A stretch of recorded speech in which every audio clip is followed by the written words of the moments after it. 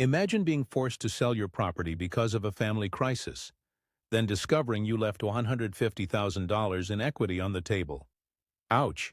Learn how to turn stress into success. Hey, I'm not at my office. I'm in gym clothes, but you can come meet me at the coffee shop if you want. Like, sure. Yeah.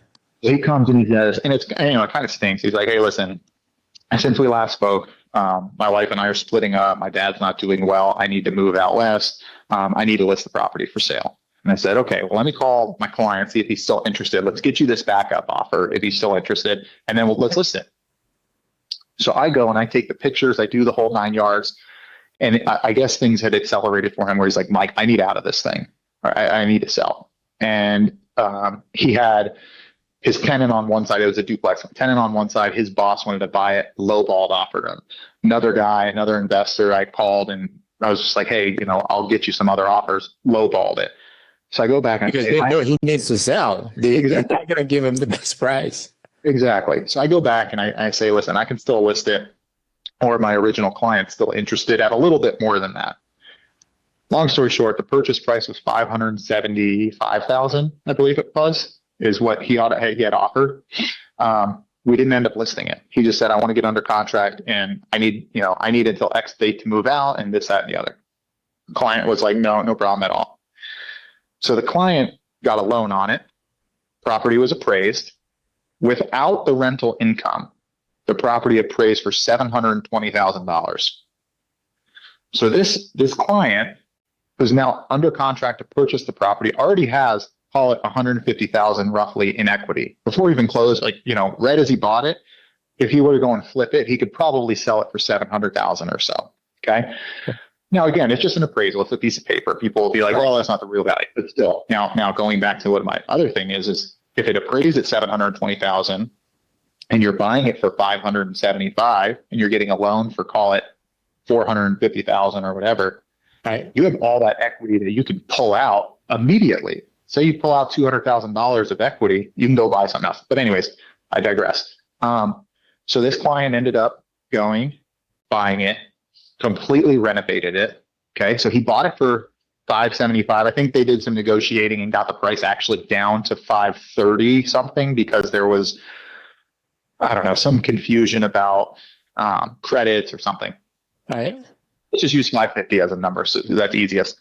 The client put $100,000 into it. So he's in it for $650,000.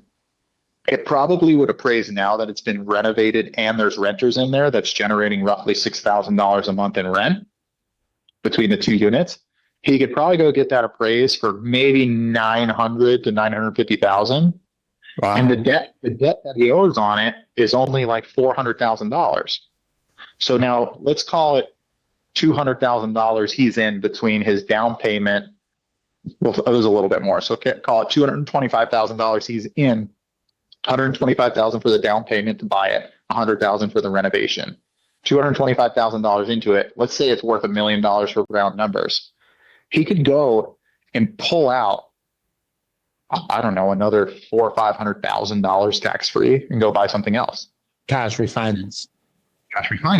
Now you time it to where your income is still going to cover your debt service, after your expenses, so your net is still going to be cash flow positive.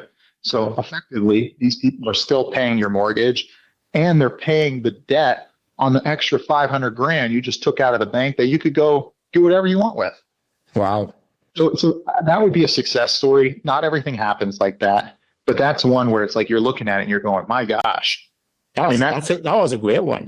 And not only that, but you talk about flipping, right? What if this guy bought it at $530, listed it for $700 the next day? He probably would have sold it and made $100,000. So now you got to pay $40 to the IRS. But my point is if you buy right, if I came to you and I said, hey, I found this Lamborghini for $100,000. Right. It's worth more. The same story you were telling us before. Well, here's the thing. Let's say you have zero, and this is why I like an analogy I like to use with people is let's say you have $0 to spend, right? Let's just hypothetically speaking, those of you out there listening, you have $0 to invest. But I approached you and I said, hey, I have this Lamborghini. You can buy it for $50,000, but you have to buy it before end of day tomorrow. but this Lamborghini is, you can guarantee sell it the following day for, I don't know, $300,000.